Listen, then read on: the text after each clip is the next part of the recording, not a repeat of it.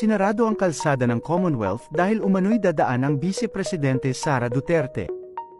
Ito ay nagdulot ng pagkaabala sa mga mamamayan sa gitna ng tumitirik na araw.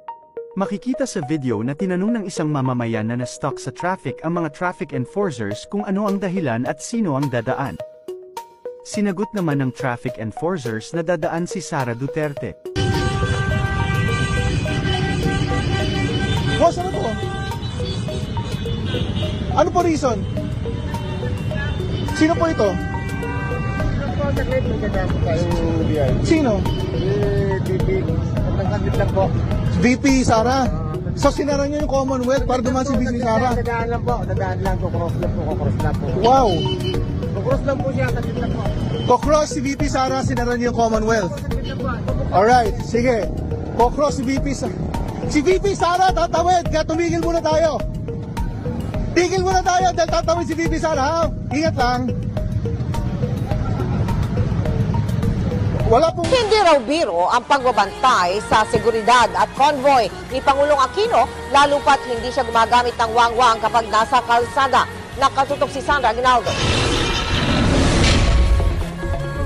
Sa lahat ng oras, binabantayan ng Presidential Security Group ang seguridad ng Pangulo ng Bansa, lalo na kapag lumabas ito ng Malacanang papunta sa mga appointment nito sa labas. Nang pasamahin kami ng PSG sa Presidential Convoy, nalaman naming hindi madali ito, lalo na't hindi gumagamit ng wangwang si Pangulong Aquino. We don't use the sirens anymore. Ginagamit namin yung mga loudspeakers para nakikiusap sa tao na makikiraan. Hindi kami gumagamit ng blinkers. Apo. We only use the hazard lights to identify which cars are in the convoy. Sa may 30 minutos na biyahe namin, makailang beses tumigil sa traffic light ang convoy. Kapansin-pansing hindi mapakali ang mga PSG sa pagbabantay. Sir, bakit bubukas yung mga pinto ng PSG car? Para mas madaling bumaba. If there's an emergency, pwede kaming bumaba kagad. Plus, it's practical also because you can see the side mirror, you can see the back.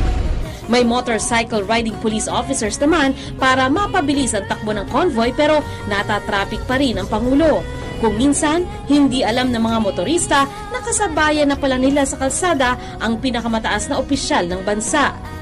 Sabi nga ni Dizon, minsan hindi niya kinalimutan ang bigat ng kanyang responsibilidad na sa mundong balot ng panganib, kailangan protektahan ng PSG ang buhay ng Pangulo ng bansa kahit pa kapalit nito ay sarili nilang buhay. Sandra Aguinaldo, Nakatutok, 24 Oras.